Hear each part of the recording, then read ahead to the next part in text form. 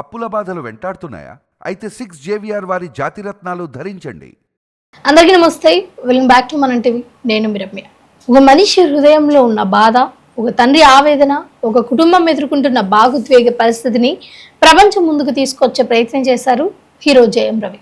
మనందరికీ ఎంతో ఇష్టమైన హీరో జయం రవి ఈరోజు మీడియా ముందుకు వచ్చారు. కానీ ఆయన ఎక్కడా కూడా ఒక స్టార్గా కాదు, తన కుటుంబం గురించి, తన పిల్లల గురించి ఆందోళన పడుతున్న ఒక భర్తగా, తండ్రిగా మాట్లాడారు.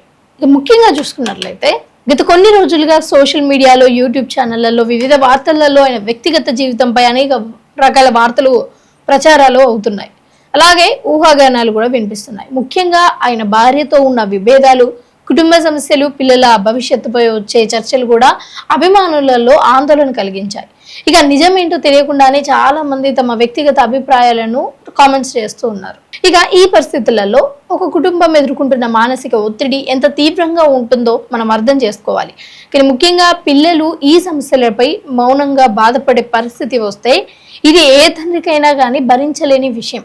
ఈ సమాచారం ప్రకారం జయం రవి గారు ప్రస్తుతం తమ పిల్లల భవిష్యత్తు గురించి మానసికంగా ప్రశాంతంగా లేరు అని అయితే చెప్పుకొచ్చారు. తమ పిల్లల్ని చూడనివ్వట్లేదు అని కూడా చెప్పుకొని వచ్చారు. ఇక ఇలా చెప్పుకుంటూ భావోద్వేగానికి అయితే గురయ్యారు. ఇక మరోవైపు చూసుకున్నట్లయితే కుటుంబ సమస్యల సమయంలో చట్టాలు దుర్వినియోగం జరుగుతుంది అనే ఆరోపణలు కూడా సోషల్ మీడియాలో వినిపిస్తున్నాయి. మహిళల రక్షణ కోసం తీసుకొచ్చిన కొన్ని చట్టాలు కొన్నిసార్లు వ్యక్తిగత విభేదాలలో ఆయుధాలుగా ఉపయోగపడుతున్నాయనే భావన సమాజంలో పెరుగుతుంది అని కొందరు అభిప్రాయపడుతున్నారు. దీంతో పాటు ఇదే విధంగా జయం రవి కూడా చెప్పడం జరిగింది. అయితే ఇదే విషయంపై కూడా జయం రవి గారు తన భావాలను వ్యక్తం చేసే అవకాశం ఉంది అని, అయితే ఇవన్నీ కూడా ప్రస్తుతం వ్యక్తిగత ఆరోపణలు మాత్రమేనని, అసలు నిజం చట్టపరమైన మరియు కుటుంబ సభ్యులకే తెలుస్తుంది అని అయితే చెప్పుకొచ్చారు.